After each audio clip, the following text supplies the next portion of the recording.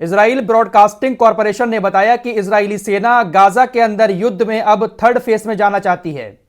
Israeli सेना Gaza के अंदर जमीनी स्तर पर लड़ाई करते हुए इतनी ज्यादा थक चुकी है कि उसने थर्ड फेज में जाने की तैयारी कर ली है। और वो तैयारी ये है कि इजरायली सेना अब जमीनी स्तर पर गाजा के अंदर लड़ाई नहीं लड़ेगी। साथ ही साथ जो उसके सैनिक वहां पर मौजूद हैं, जिनकी संख्या इस वक्त काफी ज्यादा है, तो सैनिकों की संख्या भी वहां से कम करेगी। साथ ही साथ बफर जोन बनाकर टारगेट करके हवाई हमले करेगी। इजरायली सेना थर्ड फेज में जाने की तैयारी कर रही है और कुछ ही हफ्तों में इजरायली सेना गाजा के अंदर थर्ड फेज में चली जाएगी। दोस्तों, ये बहुत बड़ी खबर है। यहां से आप अंदाजा लगा सकते हैं कि इजराइल की हालत कितनी ज्यादा खराब हो चुकी है। ये बातें मैं आपको बड़ा चढ़ाकर खुश करने के लिए नहीं बता रहा हूं, बल्कि ये रियलिटी दिखा रहा हूं और सबूत भी आपको आगे दिखाऊंगा कि क्या क्या हो रहा है इजरायली सेना के साथ। इजरायली सेना जंग के ये जो थर्ड फेज में जाने की बात कर रही है, इसकी झलक मैंने आपको परसों दिखा भी दी थी। गोलानी ब्रिगेड वापस जा चुकी है गाजा छोड़कर। जब वो खबर मैंने बताई थी तो काफी सारे लोग कह रहे थे, अरे भाई कहां भाग रही है इजरायली सेना, वो तो मारे जा रहे हैं। लेकिन अब ये खबर आप किसी भी चैनल पर जाकर देख सकते हैं, आपको हर जगह गोलानी ब्रिगेड के वापसी की खबरें मिल जाएंगी। तो जुड़े रहिए मेरे साथ, यकीन मानिए बड़ा चढ़ाकर आपको खुश करने के लिए खबरें नहीं बताऊंगा, जो हकीकत है वो दिखाऊंगा। फिलहाल एक और खबर, इजरायली सेना के एक सैनिक ने बताया कि वो जब से घायल होकर जंग के मैदान से वापस आया है, बिना शराब पिए उसको नींद ही नहीं आती है। जब तक वो शराब नहीं पीता है, जब तक वो सुकून से नहीं सो पाता है। इसकी वजह यह है कि अगर वो बिना शराब पिए सो जाता है तो उसको ऐसा महसूस होता है कि हमास के लड़ाके हमारे टैंकों को उड़ा रहे हैं, मैं अपने साथी सैनिकों की लाशों के टुकड़े उठा रहा हूं। बस यही ख्याल मेरे दिमाग में घूमते रहते हैं और मुझे नींद ही नहीं आती है, इसीलिए मैं बिना शराब पिए नहीं सोता हूं। את האישה הזאת כמעט הרגתי כמה פעם בידיים שלי מתוך שינה. אני משתין בלילה, אני מפחד, אני לא ישן בחדר. אם אני לא שותה בקבוק הרג ביום, אני לא עולה לישון. אני RPG עובר לי בראש עכשיו. עכשיו אני מדבר איתכם, RPG יריות, אני בתוך הדינאי נלחם. אני בתוך הדינאי מריח את הריח של הגופות. सबूत के तौर पर मैंने आपको वीडियो भी दिखा दी है कि अभी भी आपको यकीन नहीं हो रहा है कि इजरायली सेना की हालत खराब हो चुकी है। चलिए कुछ और खबरें आपको दिखाता हूं। इजरायली मीडिया ही अब जो बातें कर रही है अपनी सेना के बारे में, वो चीजें आपको दिखाऊंगा। एक इजरायली अखबार है मारीब, इसने लिखा है कि इजरायली सेना जो हमास को खत्म करने के बड़े बड़े दावे कर रही थी, वो सारे के सारे दावे, सारी की सारी कोशिशें नाकाम रहीं। न्यूयॉर्क टाइम्स ने भी यही बात लिखी है कि इजराइल ने अभी तक हमास के किसी भी नेता को खत्म नहीं किया है। हमास के नेता को खत्म करने की सारी कोशिशें इजराइल की नाकाम रही हैं। न्यूयॉर्क टाइम्स ने अपने लेख में आगे लिखा कि लगातार 10वें हफ्ते भारी बमबारी करने के बावजूद भी इजरायली शासन गाजा में हमास के किसी भी नेता तक पहुंचने में असमर्थ रहा, नाकाम रहा।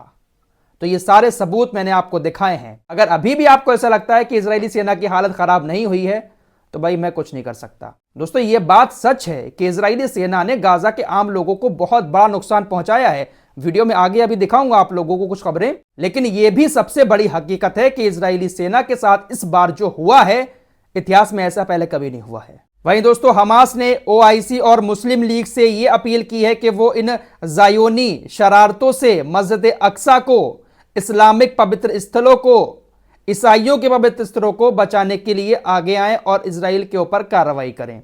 साथ ही साथ यमन ने भी OIC को एक एडवाइस दी है कि आप सभी देश मिलकर इजराइल को बॉयकॉट करें, जितने भी राजनीतिक संबंध हैं उनको खत्म करें। इजराइल के ऊपर सभी मुस्लिम देश प्रतिबंध लगाएं और जितने भी देशों ने इजराइल के जहाजों के लिए अपनी बंदरगाह खोल रखी है, 57 इस्लामिक देशों से कहा है, सभी देश इजराइल के जहाजों के लिए अपनी बंदरगाह को बंद करें, जिस तरह से मलेशिया ने इजराइल के जहाजों के लिए अपनी बंदरगाह बंद की है। तो यमन और हमास लगातार OIC से यह अपील कर रहे हैं कि आप लोग भी आगे बढ़कर अब कार्रवाई करें, लेकिन ये OIC पूरी तरह से खामोश होकर बैठा हुआ है। मिडिल ईस्ट आई एक अखबार है, उसने एक आर्टिकल छापा है कि सऊदी अरब ने जोर देकर इस्लामिक देशों से कहा है कि वो इजराइल से अपने सभी राजनयिक संबंध खत्म कर दें। सऊदी अरब ने यह बात कही है सभी देशों से कि इजराइल के साथ सारे संबंध खत्म कर देना चाहिए।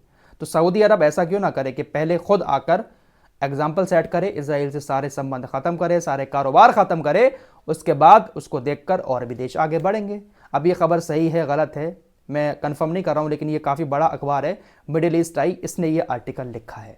दोस्तों, इजराइल का एक अखबार है एलियट एरोनोट, उसने ये खबर छापी है कि अमेरिका इजराइल से ये कह रहा है कि आप इस वक्त जिस तरह की कार्रवाई गाजा पर कर रहे हैं वो बहुत धीमी कार्रवाई है, आपकी सेना बहुत धीमी कार्रवाई कर रही है। अमेरिका इस बात को लेकर चिंतित है कि इजरायली सेना अब जोश के साथ गाजा के ऊपर हमले क्यों नहीं कर रही है। भाई पीछे पीछे यही हाथ लगा रहा है और हथियार लगातार सप्लाई कर रहा है इजराइल को। वहीं जर्मनी की बात करें, हिटलर ने इन लोगों को मारकर भगाया, लेकिन अब जर्मनी भी मौके का फायदा उठा रहा है। दोस्तों, जर्मनी ने 7 अक्टूबर से लेकर अब तक इजराइल को जो हथियार देने का परसेंटेज था वो 1000% बढ़ा दिया है।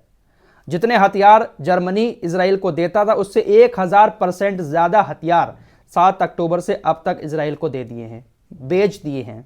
मोटा पैसा जर्मनी इन लोगों से कमा रहा है। दोस्तों, हमास के जो एक बड़े नेता हैं इस्माइल हानिये, उन्होंने एक जानकारी दी है कि इस जंग में मेरे परिवार के 12 लोग शहीद हो गए, जबकि 50 से ज़्यादा मेरे रिश्तेदार भी इस जंग में शहीद हो गए।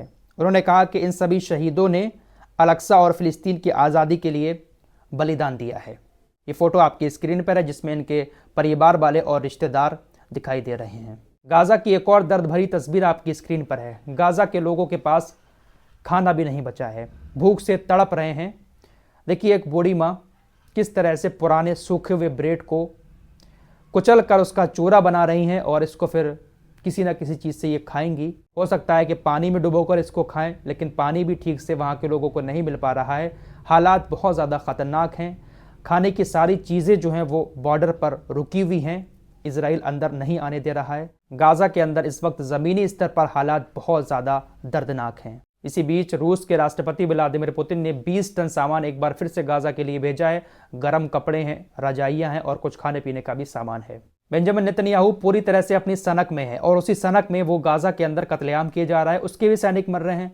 अब जो पूर्व प्रधानमंत्री इजराइल का था उसने कहा कि भाई ये पूरी तरह से पागल हो चुका है, इसको तुरंत अपना पद छोड़ देना चाहिए, ये हत्यारा है, आतंकवादी है। बाकायदा इन्हीं शब्दों का इस्तेमाल किया है। इन्होंने कहा कि नेतन्याहू इजराइल के लिए राष्ट्रीय और ऐतिहासिक आपदा है, और वाकई में यह आपदा है। यह इजराइल को ऐसे मुहाने पर ले जाकर छोड़ेगा कि इजराइल फिर कभी सीधा नहीं हो पाएगा। दोस्तों, कर्ज के तले दब चुका है, 3 महीने का वक्त होने वाला है, जंग चल रही है, इतनी सारी बमबारी हो रही है, पैसा कोई आसमान से तो नहीं टपक रहा है। इतनी भयानक बमबारी करने में पैसा तो बहुत ज़्यादा खर्च होता है। बाकी ये टिकटॉकर जो सेना है ना, ये बेवजह बहुत सारे फायर तो ऐसे ही कर देती है, बहुत सारे बम ब्लास्ट टिकटॉक वीडियो बनाने के लिए कर देती है। जी हाँ, टिकटॉक पर बहुत ज़्यादा है ये इजरायली सेना। वीडियो बनाने के लिए खाली इलाके में भी ये बहुत बड़ा ब्लास्ट कर देते हैं और नुकसान कर देते हैं इजरायली सरकार का। तो सब्र रखिए, हर जुल्म का अंत एक दिन ज़रूर होता है। फिलहाल इस रिपोर्ट में इतना ही। मिलते हैं कुछ और खबरों के साथ, तब तक के लिए अपना ख्याल रखिए।